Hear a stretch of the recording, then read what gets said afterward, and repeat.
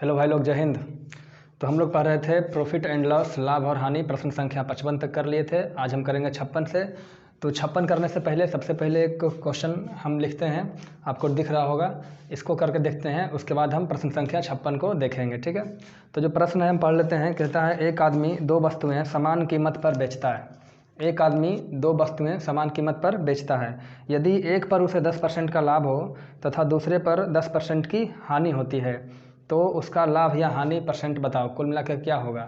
तो प्रश्न को करेंगे। सबसे पहले कहता है 10% का लाभ और 10% का हानि। तो 10% को जब फ्रैक्शन में बदलेंगे, 10% को फ्रैक्शन में बदलेंगे तो क्या होगा, 1/10, ठीक है। कहता है दो वस्तु है। कितने वस्तुएं हैं, दो वस्तुएं। तो वस्तु नंबर 1, वस्तु नंबर 2। चलिए थोड़ा सा इधर लिख लेते हैं, पहला और दूसरा। तो पहला को 10% लाभ पे बेचेगा, तो 10% लाभ पे बेचेगा तो 10% लाभ या हानि किस पे होता है, तो क्रय मूल्य पे होता है।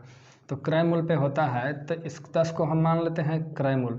जब 10 रुपया मेरा क्रय मूल्य होगा तो 10 का 10% एक हमारा क्या हो जाएगा, लाभ हो जाएगा। तो अगर क्रय मूल्य 10 रुपया है तो लाभ कितने का होगा, 1 का होगा प्रॉफिट। और बेचेंगे कितना में इसको, तो बेचेंगे 11 में। तो इस कंडीशन में इसको बेनिफिट हो रहा है 1 रुपया का, कहीं कोई दिक्कत नहीं है। चलिए अब कहता है जब दूसरा वस्तु है इसको बेचने पर 10% का हानि होता है। तो 10% का हानि होगा तो फिर 10% का जो मतलब होगा फ्रैक्शन में 1/10 होगा। हानि किस पे होता है, तो क्रय मूल्य पे होता है। तो नीचे वाले को हम मान लेंगे क्रय मूल्य। तो 10 का 10% कितना होगा, 1 का क्या, लॉस, हानि हो रहा है ना जी, तो 1 का लॉस। तो दूसरा वस्तु का क्रय मूल्य अगर 10 है, कैसे हुआ, यहाँ हम माने तो 1 रुपया का हानि होगा तो कितना में बेचेगा, 9 में बेचेगा। कितना में, 9 रुपया में। तो यहाँ 1 रुपया का हानि हो रहा है, माइनस लगा दिए, हानि हो रहा है, प्लस लगाते तो प्रॉफिट होता है, ठीक है। चलिए अब कहता है सबसे पहला लाइन जो इसका है, एक आदमी दो वस्तुएं समान कीमत पर बेचता है। बेचने का जो कीमत है वो समान है, यानी विक्रय मूल्य समान है। तो यहाँ विक्रय मूल्य 11 है, यहाँ विक्रय मूल्य 9 है। तो दोनों को समान करेंगे, इक्वल करेंगे। तो क्या करेंगे, इसमें आप 9 से गुना कर दो तो 11 99, इसमें आप 11 से गुना कर दो तो 99, इक्वल हो गया। अब जब इसमें 9 से गुना किए हैं तो इसमें भी 9 से गुना होगा। विक्रय मूल्य में 9 से गुना किए हैं तो पहला वस्तु के, तो पहला वस्तु का क्रय मूल्य में भी 9 से गुना करना होगा, यानी यहाँ भी 9 से गुना करना होगा, इस लाभ में भी 9 से गुना करना होगा। इसी तरीके से जब यहाँ पर हम 11 से गुना किए हैं तो नीचे क्रय मूल्य में भी 11 से गुना करेंगे और हानि में भी 11 से गुना करेंगे। अब इस पूरे कंडीशन में आप हमको बताइएगा लाभ हो रहा है कि हानि हो रहा है। तो देखिएगा बेचा तो बराबर कीमत में, ठीक है। यहाँ देखिए कितने का लाभ है, 9 का लाभ। यहाँ हानि कितना का, 11 का हानि। तो 9 का लाभ, 11 का हानि, तो कुल मिला के हानि कितना का हो रहा है, 2 रुपया का। तो कुल मिला करके लॉस हो रहा है, कितना लॉस हो रहा है, 2 यूनिट या 2 रुपया का लॉस हो रहा है। अब कहता है भाई साहब जो लाभ या हानि है, तो लाभ या हानि परसेंट बताओ। तो लाभ या हानि परसेंट निकालना है तो परसेंट लॉस बराबर क्या होगा, लॉस बटे क्रय मूल्य। क्रय मूल्य क्या होगा, तो क्रय मूल्य दोनों वस्तु पर ना 2 रुपया का हानि हुआ जी, तो दोनों वस्तु का क्रय मूल्य देखेंगे। तो क्रय मूल्य हो जाएगा 10 नंबर 90 और 11 दाएँ के 110, कुल मिला के कितना हो गया, 90 110 200। तो 2 का लॉस हुआ 200 पे, तो 100 पे कितना है, यही तो हमारा प्रतिशत होता है। देखिए कट गया, 2 से 2 कट गया, क्या बचा 1। तो लॉस परसेंट हमारा कितना हो गया, 1% का लॉस हो गया, ठीक है। ये तो हो गया था डिटेल मेथड, लेकिन आप इसको शॉर्टकट में समझेंगे तो इसका एक ट्रिक बनता है। तो ट्रिक किस कंडीशन में बनेगा, पहले कंडीशन को समझता है। तो कंडीशन समझिएगा कि यदि दो वस्तु का विक्रय मूल्य बराबर हो, मान लेते हैं पहला वस्तु का विक्रय मूल्य SP1 और दूसरा वस्तु का विक्रय मूल्य SP2 है, दोनों बराबर होगा, ठीक है, बराबर है। और पहला वस्तु पे X% का लाभ हो और दूसरे पे X% का हानि हो, तो यहाँ से समझना है जो लाभ हानि प्रतिशत होगा वो बराबर होगा। यहाँ 10% तो यहाँ 10%, यहाँ 5% तो यहाँ 5%, एक जगह लाभ एक जगह हानि बराबर में। यहाँ 20% का लाभ होगा तो यहाँ 20% का हानि होगा, या फिर पहले वाले में 20% का हानि हो और दूसरे वाले में X% का लाभ हो। मतलब दोनों वस्तु में एक किसी पर भी लाभ हो और किसी पर भी हानि हो। इस कंडीशन में हमेशा जो होता है वो लॉस ही होता है, प्रॉफिट नहीं होता है। क्या होता है, लॉस ही होता है। तो अब लॉस परसेंट निकालने के लिए हम क्या करेंगे, है ना, तो क्या करेंगे, जो लॉस परसेंट होगा वो होगा X² बटे 100, 100/100% होगा। ठीक है, 100/100%, ये हमारा लॉस होता है। इस कंडीशन में क्या होता है? लॉस होता है, प्रॉफिट नहीं होता है। तो इस क्वेश्चन को अगर हम इस तरीके से करेंगे, जो हम प्रश्न अभी आपको दिखा रहे थे, तो इसमें क्या होगा? लॉस होगा, ये तो समझ में आ गया। अब लॉस होगा, कितने का लॉस होगा? तो यहाँ से देखेंगे, एक बार 10% का लाभ होता है, एक बार 10% का हानि होता है। तो x का मान क्या हो गया? 10। तो 10 का x का मान 10 रखेंगे, 10 का स्क्वायर कितना हो जाएगा? 100 और बटे 100%। 100 से 100 कट गया, क्या बचा? 1%। यही चीज़ हम डिटेल में करके लाए थे, यही चीज़ आप शॉर्टकट में करेंगे। तो आपको कंडीशन याद रखना है कि ये जो ट्रिक है आपका किस कंडीशन में रहेगा। एक कंडीशन हो गया, अगर कंडीशन के बाद क्या होगा? लॉस होगा, तो लॉस परसेंट का ये ट्रिक हो गया आपका। कर लेंगे आप। तो अब हम करेंगे प्रश्न संख्या 56। तो भाई साहब हम लोग करेंगे प्रश्न संख्या 56। 56 को आप पहले ध्यान से पढ़िए, वीडियो रोक करके पढ़िए, ठीक है, क्योंकि प्रश्न बहुत बड़ा है इसलिए स्क्रीन पे कंटिन्यू नहीं रह पाएगा, कुछ ही समय में हट जाएगा। तो प्रश्न को पहले पढ़ते हैं और समझते हैं, और इस प्रश्न में आपका जो भी कॉन्सेप्ट बनना है, बहुत अच्छा तगड़ा कॉन्सेप्ट इसमें यूज होगा और बहुत आसानी से होगा। समझिएगा, पूरा कॉन्सेप्ट बेसिस है, आप इसको ध्यान से पढ़ेंगे। एरिथमेटिक क्लियर करना है तो पढ़ कर समझना अनिवार्य है। तो प्रश्न इस प्रकार से है, ए तथा बी एक वस्तु को सामान्य मूल्य पर खरीदते हैं तथा बाद में सी ए तथा बी की वस्तुएं एक सामान्य मूल्य पर प्रत्येक को 240 रुपये में खरीद लेता है, किंतु ए का प्रतिशत लाभ P% तथा बी का प्रतिशत लाभ Q% है, क्योंकि बी अपने लाभ की गणना विक्रय मूल्य पर करता है। यदि सी एक वस्तु को डी को P% लाभ पर बेच दे तो डी के लिए उस वस्तु का क्रय मूल्य क्या होगा, जबकि Q बराबर P का 41 सही 2/3%। तो सबसे पहले जो ये दे रखा है, Q बराबर P का 41 सही 2/3%, सबसे पहले इसको हम कर लेते हैं, फिर प्रश्न पे आएंगे। तो Q बराबर हो जाएगा P का मतलब गुना, इसको तोड़ेंगे 41 तिया, हाँ 41 तिया जाएगा 123 और 2 125, 125/3। अब परसेंट हटाएंगे तो यहाँ क्या हो जाएगा? बटे 100। 25 25 25 से 25 चौके 100। तो यहाँ से बना हमारा जो Q बराबर होगा 5/12P। क्या हो जाएगा सर जी? 5/12P। ये हमारा हो गया, इक्वेशन हो गया। चलिए अब आगे की बात करते हैं। तो पहले प्रश्न पढ़ते हैं, कहता है ए तथा बी दो वस्तु है, ठीक है, दोनों को एक समान मूल्य पर खरीदा जाता है। तो दो वस्तु है सर जी, एक है ए एक है बी। तो सबसे पहले दोनों को एक सामान्य मूल्य पे खरीदेंगे। तो एक सामान्य मूल्य पे खरीदने की बात है और मूल्य नहीं दे रखा है, तो हम मान लेते हैं ए का भी कीमत 100 रुपया है और बी का भी कीमत 100 रुपया है। कहता है बाद में सी ए तथा बी की वस्तुओं एक समान मूल्य पर प्रत्येक को 240 रुपये में बेच देता है। देखिए 100 रुपया दोनों का कॉस्ट प्राइस हुआ, क्रय मूल्य हुआ, और दोनों को बेचने पर प्रत्येक से 240 रुपये में बेचा जाता है। प्रत्येक को कितना में बेचते हैं? 240 रुपये में बेचा जाता है। अब थोड़ा सा क्वेश्चन पढ़ना बंद करके थोड़ा सा हमको ये बताइएगा कि किसी वस्तु को x में खरीदें, इसको भी x में खरीदें, इसको भी 240 में बेचें, इसे भी 240 में बेचें, तो जो लाभ होगा वो क्या बराबर होगा कि नहीं होगा? बिल्कुल होगा। या फिर जो हानि होगा वो क्या बराबर होगा? होगा, बिल्कुल होगा। क्या लाभ प्रतिशत दोनों का बराबर होगा या फिर हानि प्रतिशत दोनों का बराबर होगा? तो बिल्कुल होगा। लेकिन इस पर कंडीशन में देखिए क्या दे रखा है, कहता है पहला वस्तु पर P% का लाभ होता है, देखिए ए पर, किंतु ए का प्रतिशत लाभ P% है। तो यहाँ जो लाभ है, यहाँ जो है लाभ वो कितना है? P%, और यहाँ जो लाभ है वो है Q%, है ना। अब समझिएगा भाई साहब, ऐसा कैसे हुआ? अगर दोनों वस्तु को समान कीमत में खरीद के समान कीमत में बेच रहे हैं, तो अगर यहाँ P% का लाभ होगा तो यहाँ P% का लाभ होगा, यहाँ Q% का लाभ है तो यहाँ Q% का लाभ होना चाहिए, यानी आई मीन दोनों इक्वल होना चाहिए। क्यों? क्योंकि कॉस्ट प्राइस और सेलिंग प्राइस दोनों का सेम है। लेकिन ऐसा नहीं हो रहा है, क्यों? क्यों देखिए दे रखा है, क्योंकि B अपने लाभ की गणना विक्रय मूल्य पे करता है।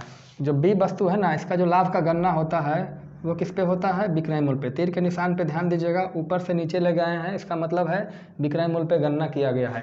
और इसको नीचे से ऊपर ले जाएंगे, इसका मतलब है कि जो लाभ का गणना है P% वो नीचे से गया, यानी नीचे क्या है? कॉस्ट प्राइस क्रय मूल्य पे किया गया है। तो क्या थोड़ा सा क्वेश्चन से हट के एक कॉन्सेप्ट आपको हम समझाने का प्रयास करते हैं कि क्या ऐसा हो सकता है कि क्रय मूल्य दो वस्तु का समान हो, विक्रय मूल्य समान हो, है ना, तो दोनों का क्या लाभ परसेंट बराबर हो, अलग अलग हो सकता है? हो सकता है नहीं हो सकता है? हो सकता है। देखिए कैसे, इसको अभी बंद कर छोड़ते हैं, इधर समझिएगा। मान लेते हैं कोई वस्तु का क्रय मूल्य है 100 रुपया। कितना जी? 100 रुपया। इस पर हम लाभ लेते हैं 20% का, ठीक है। तो विक्रय मूल्य कितना होगा?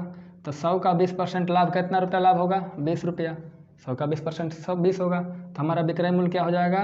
120 रुपया। कोई दिक्कत? एक कंडीशन 1 था। दूसरा कंडीशन समझिएगा।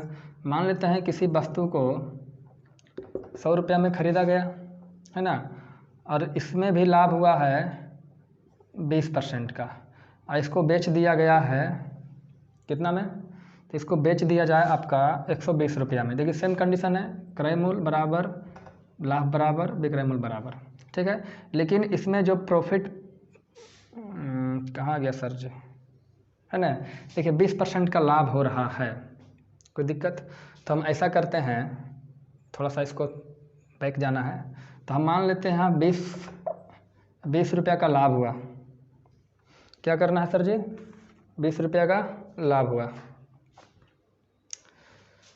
तो 20 रुपया का लाभ हुआ तो परसेंट लाभ कितना होगा? 20%। कोई दिक्कत नहीं। अब यहाँ भी 20 रुपया का लाभ होगा। अब बोलेगा विक्रय मूल्य पे हमको बताओ लाभ परसेंट क्या होगा? तो क्रय मूल्य पर लाभ परसेंट क्या होगा? सॉरी, क्रय मूल्य नहीं, विक्रय मूल्य पे लाभ परसेंट क्या होगा? तो विक्रय मूल्य पे लाभ परसेंट, तो लाभ बटे विक्रय मूल्य, चूँकि विक्रय मूल्य पे है तो विक्रय मूल्य गुने 100। तो 20 से काटेंगे, 20 का 1/6 को बदलेंगे दशमलव में, सॉरी भागा दे करके निकालेंगे तो 16 सही 2/3% आएगा। तो इस कंडीशन से आप क्या समझे? तो इस कंडीशन से यही समझना है भाई साहब कि दोनों कंडीशन में क्रय मूल्य भी 100 रुपया है, लाभ भी 20 रुपया है, और विक्रय मूल्य भी 120 रुपया। लेकिन हुआ क्या? हुआ यूँ कि इसमें जो लाभ प्रतिशत जो है, प्रॉफिट परसेंट का गणना हो रहा है क्रय मूल्य पे, इसलिए 20% आया, और यहाँ जो प्रॉफिट परसेंट का गणना है वो विक्रय मूल्य पे हो रहा है, इसलिए 16 सही 2/3% आया। तो इस कंडीशन में क्या होता है? क्रय मूल्य भी बराबर है, विक्रय मूल्य भी बराबर है, यहाँ तक कि देखिए भाई साहब लाभ भी बराबर है। इसके बावजूद दोनों का जो लाभ परसेंट है बदल गया। क्यों? क्योंकि एक का गणना क्रय मूल्य पे और एक का गणना विक्रय मूल्य पे हो रहा है। तो यही सब चीज़ को इस प्रश्न में कहा जा रहा है। तो ये सारी चीज़ आपको समझ आनी चाहिए। तो इसको मिटा लेते हैं और प्रश्न पे आते हैं। तो चलिए समझते हैं। तो हमने देखा कि यहाँ जो क्रय मूल्य पे लाभ हो रहा है P%, विक्रय मूल्य पे लाभ हो रहा है Q%। लेकिन सर जी दोनों कंडीशन में जो लाभ होगा, लाभ प्रतिशत तो अलग अलग हो गया, लेकिन लाभ की जो राशि होगी वो क्या होगी? इक्वल होगी। कैसे हुआ? पिछले अभी इधर बताए थे, लाभ क्या होगा? लाभ की राशि इक्वल होगा। भले लाभ प्रतिशत अलग अलग हो गया, लेकिन लाभ की राशि अलग हो गया। तो लाभ यहाँ से निकालेंगे, लाभ कितना हुआ, है ना जी। तो लाभ निकालेंगे तो प्रॉफिट परसेंट बराबर क्या होगा? तो प्रॉफिट परसेंट का जो फार्मूला होता है वो देखते हैं और लगाते हैं, ठीक है। तो लाभ हो रहा है, देखिए कितना का लाभ कितना हुआ? तो लाभ निकालना है, तो क्रय मूल्य यानी 100 रुपया का P% लाभ हुआ, तो x का P% क्या हुआ? x का P% लाभ हुआ। ये हमारा क्या हो गया? प्रॉफिट। देखिए यहाँ पर लिख देते हैं लाभ। तो लाभ कितना हो गया इस वस्तु में? तो देखिए क्रय मूल्य पे गणना किए तो x का P% लाभ हुआ, P% P/100। यहाँ लाभ कितना होगा? तो यहाँ 240 पर लाभ होगा जी, 240 का Q%। दोनों कंडीशन में दोनों का दोनों लाभ है, तो लाभ तो बराबर ही होगा भाई साहब। लाभ प्रतिशत बदल गया अलग बात है, लेकिन लाभ क्या होगा? बराबर होगा। कैसे हुआ? पूछना नहीं है, बता दिए। चलिए 100 से 100 कट गया, और 100 से 100 कट गया। अब यहाँ से हम लोग क्या करेंगे? x है तो x को x रखते हैं, p को p रखते हैं, 240 गुने q का वैल्यू क्या है? देखिए तो q का वैल्यू है 5/12 गुने p, यानी 5/12 गुने p। यहाँ तक कोई दिक्कत?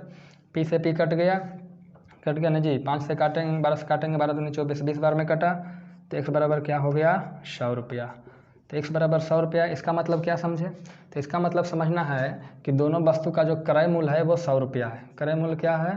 100 रुपया। कहाँ से आया? यहाँ से आया। अब देखना है कि वस्तु का जो क्रय मूल्य था, दोनों वस्तु में तो समान ही क्रय मूल्य है, तो 100 रुपया था, इसको बेचे थे कितना में? 240 में, ठीक है। तो प्रॉफिट कितना का है सर जी? तो प्रॉफिट हुआ 140 रुपया का। अब बोलेगा प्रॉफिट परसेंट कितना होगा? तो 140 का लाभ किस पे? 100 पे, तो लाभ प्रतिशत कितना होगा? लाभ परसेंट आपका 140% होगा, ठीक है। अब प्रश्न को आगे पढ़ते हैं। अब कहाँ लिखा हुआ देखिए, कहता है यदि सी एक वस्तु को डी को P% लाभ पर बेच दे। देखिए अभी जो वस्तु था किसके पास आ गया, देखिए ये जो ए बी वस्तु है वो सी के पास आ गया, किसके पास आ गया, सी के पास आ गया। और सी इस वस्तु को खरीद लिया कितना में, 240 में। तो सी के लिए वस्तु का जो क्रय मूल्य होगा, देखिए ये तो बेचा, ए और बी बेच दिया किसको, सी को, तो सी के लिए क्रय मूल्य कितना हो गया सर जी, 240 रुपया हो गया। अब कहता है P% लाभ पे बेच दे, तो P% लाभ, तो P% लाभ कितना है, 140% लाभ है ना जी। तो कहता है इसका विक्रय मूल्य बताइए। तो सबसे पहले लाभ कितना हुआ ये देखेंगे, तो 240 का 140%, तो 24 गुना 14, तो 24 गुना 14 कितना हो जाएगा, 336 रुपया। कितना हो जाएगा, 336 रुपया। ये हमारा क्या है, लाभ। तो विक्रय मूल्य निकालना है, दिख रहा है कि नहीं दिख रहा, दिख रहा है। तो विक्रय मूल्य कितना होगा, तो विक्रय मूल्य में क्या करते हैं, क्रय मूल्य में लाभ को जोड़ते हैं, चूँकि लाभ हो रहा है। तो क्रय मूल्य कितना, 240, तो 240 प्लस 336, इसको निकालेंगे तो हो जाएगा 3 2 5, 576 रुपया। क्या हो गया, 576 रुपया हमारा क्या हो गया, विक्रय मूल्य हो गया। तो ये प्रश्न आपको देखने में बड़ा लग सकता है, लेकिन आप इसको स्टेप बाय स्टेप लेकर चलेंगे तो आपके लिए आसानी होगा। चलिए प्रश्न संख्या 56 हो गया, 57 को देखते हैं। एक व्यक्ति ने 10 रुपया में 11 नग के भाव से खरीदे तथा 11 में 10 के भाव से बेच दिया, परिणामी लाभ या हानि प्रतिशत ज्ञात करें। ठीक है, प्रश्न आपको दिख रहा है, पढ़ लिए, हम भी पढ़ लिए। आगे देखिए क्या कहता है, पहले खरीदता है 10 रुपया में 11 नग, तो हम ऐसे लिखेंगे इसको, 11 नग का जो क्रय मूल्य है वो कितना है सर जी, 10 रुपया। ठीक है, जब बेचने की बारी आई 10 रुपया नहीं, केवल 10 लिखते हैं, समझ में आ जाएगा। लीजिए लिख देते हैं 10 रुपया, अरे समझ जाइए जी, 11 नग का जो क्रय मूल्य है वो 10 रुपया है। आगे देखिए क्या है, कहता है 11 रुपया में 10 के भाव से बेच दिया, 11 रुपया में 10 नग, तो 11 रुपया में 10 नग के भाव से, यानी 10 नग को बेचा कितना में, 11 रुपया में। ठीक है, हमने किया क्या, जो सेंटेंस लिखा हुआ है उसी को जस्ट लिख दिया उल्टा करके, इसको आप समझ गए। अब देखिए, अब इसमें लाभ या हानि निकालना है। तो लाभ या हानि निकालने के लिए आपको क्या करना होगा, सबसे पहले वस्तु के क्वांटिटी यानी संख्या या मात्रा को बराबर करना होगा। तो मात्रा को बराबर करेंगे तो दो टाइप से हम कर सकते हैं। पहला कि 11 नग का क्रय मूल्य 10 रुपया है, तो 1 नग का क्रय मूल्य 10/11 रुपया।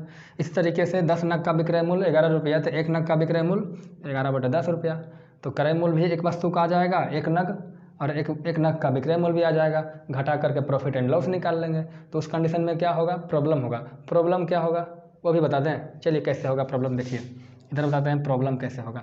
तो 11 नग का जो क्रय मूल्य होगा वो 10 रुपया है, तो 1 नग का क्रय मूल्य कितना होगा, 1 नग का क्रय मूल्य 10/11 रुपया। इसी तरीके से 10 नग का जो विक्रय मूल्य है वो 11 रुपया है, तो 1 नग का विक्रय मूल्य कितना होगा, तो 11/10 रुपया। अब देखना है प्रॉफिट हुआ कि लॉस हुआ, तो 10/11, 11/10, बड़ा कौन है, विक्रय मूल्य बराबर है, तो प्रॉफिट हुआ होगा कितना का, तो 11/10 में बेचा, विक्रय मूल्य माइनस क्रय मूल्य, तो 10/11। अब देखिए कितना, थोड़ा सा इसमें क्या हो गया, प्रोसेस हो गया। प्रोसेस क्या होगा, आप इसको निकाल लेते समय LCM लेंगे तो थोड़ा सा परेशानी आएगा। तो इस परेशानी से बचने के लिए एक हमारे पास और तरीका है। तो तरीका क्या है, उस तरीका को समझते हैं, एक सबसे बचें, क्योंकि हमारे पास समय बहुत कम होता है, उलझन में ना पड़े। तो सबसे पहले हमको क्या करना है, नग की जो क्वांटिटी है, मात्रा है वस्तुओं की, उसे बराबर करना है। तो बराबर करने के लिए यहाँ 11 है, यहाँ 10 है, दोनों का LCM लेंगे तो क्या होगा, 110। 110 बनाने के लिए यहाँ 10 से गुना करेंगे, यहाँ 11 से गुना करेंगे। देखिए 110 हो गया, 110 हो गया। अब चूँकि 10 से यहाँ गुना किए हैं तो 10 से ऊपर भी गुना करेंगे, नीचे 11 से गुना किए हैं तो यहाँ भी 11 से गुना करेंगे, कोई दिक्कत। तो क्रय मूल्य कितना हो गया सर जी, 100 रुपया। विक्रय मूल्य कितना हो गया, 11 11 121 रुपया। वस्तु की संख्या बराबर हो गया। अब किसी चीज़ को आप 100 में खरीदिएगा, 121 में बेचिएगा, तो लाभ या हानि, लाभ दिख रहा है, कितने का लाभ, 21 का लाभ। अब पूछेगा भाई साहब लाभ प्रतिशत बता दो, तो 21 का लाभ किस पे, 100 पे। तो 100 पे जितना लाभ वही तो परसेंट होता है, तो 21% लाभ इस तरीके से लिख सकते हैं। या फिर आप दिमाग नहीं काम कर रहा है तो एक काम और है, प्रतिशत लाभ बराबर लाभ बटे क्रय मूल्य। क्रय मूल्य कितना, 100 और गुने 100, 100 से 100 कट गया, कितना हुआ, 21%। तो इसको समझिए, इतना करने की ज़रूरत नहीं है। तो अगला प्रश्न देखते हैं। प्रश्न संख्या 58 देखते हैं। कहता है एक व्यक्ति 5 रुपये में 6 पेंसिल के भाव से खरीदा। तो इसको हम लिखेंगे 6 पेंसिल का जो क्रय मूल्य है वो 5 रुपया है। ठीक है, 5 रुपया, बस ऐसे ही समझिए। खरीदा तथा 6 रुपया में 5 पेंसिल की दर से बेच दिया। 6 रुपया में 5 पेंसिल, तो 6 रुपया में 5 पेंसिल, तो 5 पेंसिल को बेचा कितने में? बेचा यानी विक्रय मूल्य कितने में? 6 रुपये में। कोई दिक्कत नहीं। तो क्वांटिटी बराबर करेंगे, क्यों? क्योंकि यहाँ 6 पेंसिल है, यहाँ 5 पेंसिल है, तो क्वांटिटी बराबर करेंगे। दोनों का एलसीएम क्या होगा? 30। तो 30 करने के लिए इसमें 5 से गुना करना पड़ेगा, इसमें 6 से गुना करना पड़ेगा। क्योंकि यहाँ 5 से गुना किए हैं तो यहाँ भी 5 से गुना करेंगे, यहाँ 6 से गुना किए हैं, यहाँ भी 6 से गुना करेंगे। ये 6 है भाई साहब। तो कुल मिला के जो हमारा क्रय मूल्य हो जाएगा 5 × 5 = 25 रुपया हो जाएगा, विक्रय मूल्य हो जाएगा 36 रुपया। अब किसी चीज़ को 25 में खरीद के 36 में बेचिएगा तो लाभ कितना का होगा? हाँ, तो हो जाएगा 11 का लाभ। कितना का लाभ? 11 का लाभ। अब चूँकि लाभ है तो लाभ परसेंट निकालना है, तो लाभ परसेंट बराबर क्या होगा? लाभ बटे क्रय मूल्य। क्रय मूल्य कितना सर जी? 25 और गुने 100। 25 से काटेंगे 25 चौका 100, 11 चौक 44%। कहाँ दिक्कत है? चलिए, थोड़ा सा लेवल ऊपर हो रहा है प्रश्न का। प्रश्न संख्या 59 कहता है एक व्यक्ति ने कुछ नारंगी 2 रुपया में 1 नारंगी के भाव से खरीदा। 2 रुपया में 1 नारंगी, 2 रुपया में 1 नारंगी, यानी 1 नारंगी का जो क्रय मूल्य है वो कितना है सर जी? 2 रुपया है। ठीक है, और आगे क्या कहता है? उतने ही नारंगी 1 रुपया में 2 के भाव से खरीदा। अभी और खरीद रहा है 1 रुपया में 2 के भाव से, तो 1 रुपया में 2 के भाव से यानी 2 नारंगी का क्रय मूल्य कितना हो गया सर जी? 1 रुपया। कोई दिक्कत है? कोई दिक्कत नहीं है। तथा सभी नारंगी को 3 रुपया में 4 के भाव से बेच दिया। देखिए, तो सबसे पहले खरीदने की बात हो गई, तो सबसे पहले खरीद करके 1 में ले लेते हैं, उसके बाद बेचेंगे, है ना। तो सबसे पहले जो खरीदा 1 नारंगी 2 रुपया में, कितना? 1 नारंगी 2 रुपया में। फिर उतने ही नारंगी 2 नारंगी 1 रुपया के भाव से खरीदा। तो नारंगी की संख्या दोनों जगह सबसे पहले सेम है, तो नारंगी की संख्या सेम करेंगे। यहाँ 2 नारंगी है, यहाँ 1 नारंगी है, तो नारंगी सेम करना होगा, तो यहाँ 2 से गुना कर देंगे, तो 2 गुने 1 2 नारंगी हो गया। अब चूँकि यहाँ तो कुछ गुना करेंगे नहीं, यहाँ कोई इस चीज़ से गुना नहीं करेंगे। यहाँ 2 से गुना किए तो यहाँ भी 2 से गुना करेंगे, तो कुल मिलाकर कितना हो गया? 4 रुपया। अब देखें हमारे पास कुल कितना नारंगी हो गया, तो कुल जो नारंगी हो गया इसको देखते हैं, तो हम देखते हैं तो 2 और 2 4 नारंगी। कितना हो गया सर जी? 4 नारंगी का क्रय मूल्य, दोनों तो क्रय मूल्य है, दोनों को खरीदे हैं। क्रय मूल्य मतलब 2 2 4 नारंगी का क्रय मूल्य कितना हो गया? 4 और 1 5 रुपया। ठीक है, तो हो गई खरीदने वाली बात। अब बेचने वाली बात करते हैं। कहता है व्यक्ति ने सभी नारंगी को 3 रुपया में 4 नारंगी के भाव से बेचा। 3 रुपया में 4 नारंगी, यानी 4 नारंगी को बेचा, यानी 4 नारंगी का विक्रय मूल्य, ये 4 है सर जी। कितना में बेचा? 3 रुपया में। तो अब देखेंगे खरीदने की बात भी होगी, बेचने की भी बात हो गई। क्वांटिटी देखिए बराबर है, बिल्कुल बराबर है, तो क्वांटिटी बराबर करने की ज़रूरत नहीं है, क्योंकि पहले से बराबर है। अब 4 नारंगी को 5 रुपया में खरीदा और 4 नारंगी को 3 रुपया में बेच दिया, तो लॉस कितने का? 2 रुपया का लॉस हुआ। अब बोलेगा भाई साहब लॉस परसेंट बताओ हमको, लॉस परसेंट बताओ, है ना। तो लॉस परसेंट बराबर क्या होगा? तो हानि प्रतिशत बराबर होता है हानि बटे क्रय मूल्य। तो हानि बटे क्रय मूल्य कितना? 5 और गुने 100। 5 से काटेंगे तो हो जाएगा 20 × 25 100, तो 20 में कितना हो गया? 40%। तो कितने परसेंट का हानि हुआ? 40% का हानि हुआ। देखिए ऑप्शन नंबर बी में आपको दिख जाएगा। कहीं परेशानी है? चलिए प्रश्न संख्या 60 को देखेंगे। 60 को देखेंगे फिर 61 हम बाद में देखेंगे। पहले 60 को देख लेते हैं, थोड़ा सा एडवांस है। क्या एडवांस है? देखिए, एक व्यक्ति ने कुछ संतरे 1 रुपया में 5 संतरे तथा उतने ही संतरे 1 रुपया में 4 के भाव से खरीदे। पहले 5 संतरा 1 रुपया, तो 5 संतरा का जो क्रय मूल्य है वो कितना है? 1 रुपया है। ठीक है, और उतने ही संतरे 1 रुपया में 4 के भाव से, यानी 4 संतरा को फिर खरीदा। कितना में? 1 रुपया में। कोई दिक्कत नहीं है। सबसे पहले दोनों कंडीशन में कहता है उतने ही संतरे, मतलब खरीदते समय जितना संतरा यहाँ खरीदा उतना ही संतरा यहाँ खरीदा। तो संतरा की संख्या बराबर करेंगे, तो यहाँ 5 और 4 कैल्शियम क्या होगा 20, तो यहाँ 4 से गुना कर देंगे तो 20 संतरा, यहाँ 5 से गुना कर देंगे तो 20 संतरा बराबर हो गया। अब चूँकि यहाँ 4 से गुना किए तो यहाँ भी 4 से गुना करेंगे, यहाँ 5 से गुना किए तो यहाँ भी 5 से गुना करेंगे। तो कुल मिलाकर के हम देखेंगे कि 5 चौके 20 और 20 कितना हो गया सर जी 40 संतरा। तो 40 संतरा का जो क्रय मूल्य हो जाएगा कितना हो जाएगा, 4 एकम 4, 5 एकम 4 5, तो 4 और 5 9 रुपया हो गया। ये तो खरीदने वाली बात हो गई। अब बेचने की बात करते हैं।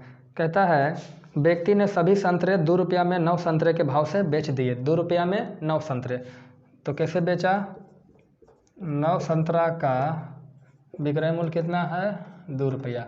अब लाभ हानि की पहले गणना करना है ना। तो सबसे पहले हमको ये देखना होगा, लाभ हानि का गणना करना है तो हमको क्वांटिटी बराबर करना होगा। क्या करना होगा, क्वांटिटी बराबर। तो क्वांटिटी बराबर करेंगे तो 40 9 का एलसीएम, तो इधर 9 से गुना कर दीजिए, इधर 40 से गुना कर दीजिए। 9 चौके 36 360, 9 चौके 36 360। अब यहाँ 9 से गुना किए तो यहाँ भी 9 से गुना करो, तो 9 9 81 रुपया हो गया। यहाँ 40 से गुना किया तो यहाँ भी 40 से गुना करो, तो 40 गुना 80 रुपया, कोई दिक्कत नहीं। अब देखिए भाई साहब 81 रुपया में ख़रीदा और 80 रुपया में बेच दिया। किसी वस्तु को 81 में ख़रीदा 80 में बेच दिया, तो क्या होगा, हमको लॉस हो रहा है कितने का, 1 रुपया का। कितने का लॉस हो रहा है सर जी, 1 रुपया का। अब कहता है पूरा सौदा में उसे 30 रुपया का हानि हुआ। 30 रुपया का क्या हुआ, हानि हुआ। अब देखिए यहाँ जो 1 रुपया है कह रहा है नहीं, ये 1 रुपया नहीं, इसको 30 रुपया बनाइए। तो बताइए कुल कितना संतरा बेचा या खरीदा, तो जितना खरीदा उतना बेचा, है ना। देखिएगा इसको समझेंगे। 1 रुपया का हानि होता है, 1 रुपया का लॉस होता है कितना संतरा बेच करके, तो 9 चौके 36 360 संतरा पे, तो 360 संतरा पे 1 रुपया का हानि होता है। तो कह रहा है नहीं भाई साहब अब हमको बताइए 30 रुपया हानि हुआ तो कितना संतरा बेचे होंगे। तो 30 रुपया हानि करने के लिए इसमें 30 से गुना करेंगे, तो क्या हो जाएगा सर जी, 30 रुपया लॉस हुआ है। अब यहाँ 30 से गुना किए तो यहाँ भी 30 से गुना कर दो, कोई दिक्कत। तो 36 दिया 108 और 2 0, तो 30 रुपया हानि के लिए कितना संतरा बेचना होगा, 10,800 संतरे बेचने होंगे। 10,800 ध्यान रखेंगे, 10,800 है। कहीं दिक्कत है सर जी, 800 है, देखिए हम लिख दे रहे हैं ठीक सर के, 10,800 संतरा बेचना होगा, कहीं दिक्कत नहीं होना चाहिए। प्रश्न संख्या 61, एक नया टाइप का प्रश्न शुरुआत हो गया है। तो नए टाइप का प्रश्न है, इसको समझते हैं और बिल्कुल आसानी से और अच्छे से करेंगे, ठीक है। देखिए क्या कहता है, एक दुकानदार कुछ सामान 9% की हानि पर बेचता है। यदि उसने 752 रुपया अधिक पर बेचा होता तो उसे 7% का लाभ होता। सामान का क्रय मूल्य ज्ञात करें। देखिए दुकानदार है ना कितना पे बेचता है, 9% हानि पे। तो हम मान लेते हैं जो वस्तु का क्रय मूल्य है वो 100 रुपया है। कितना है सर जी, 100 रुपया है।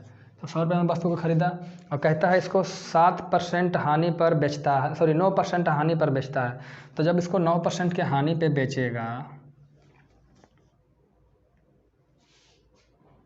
9% हानि पर बेचेगा, तो जैसे इसको 9% हानि पर बेच दिया, तो मान लीजिए बेच दिया, तो 9% की हानि पर बेचेगा, लॉस करेगा कितना का, 9%। तो कितना में बेचेगा, तो बेचेगा इसको 91 रुपया में। कोई दिक्कत, यहाँ तक कोई दिक्कत। 100 रुपये में खरीदा, बेचा कितना में, 91 रुपये में। कहता है यदि इसे 752 रुपया अधिक में बेचा होता तो उसे 7% का लाभ होता। भाई साहब जब 7% का लाभ होगा, 7% का जब लाभ होगा तो कितना में बेचेगा। तो जब 7% का लाभ होगा तो 100 का 7% 7 रुपया, यानी 107 रुपया में बेचेगा। कितना में बेचेगा, 107 रुपया में। तो कहता है जो इस कंडीशन में, इस कंडीशन से कितना अधिक मिलता, 752 रुपया अधिक मिलता। यानी इस कंडीशन में से कितना मिलता, 752 रुपया अधिक मिलता। अधिक मिल कितना रहा है, तो देखिएगा अधिक कितना मिल रहा है जी, तो 9 7 16 यूनिट, 16 यूनिट अधिक मिल रहा है। देखिए इसको 100 एक्स मानिए चाहे 100 यूनिट मानिए, चूँकि हम मान रहे हैं, है ना। तो 100 यूनिट मानेंगे तो 91 यूनिट, 107 यूनिट।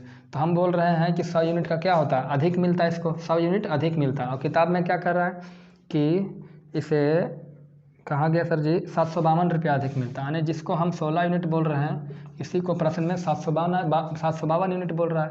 तो 1 यूनिट बराबर कितना होगा? तो 16 चक्का 64 हो गया ना जी। इसको जब हम करेंगे 16 चक्का 64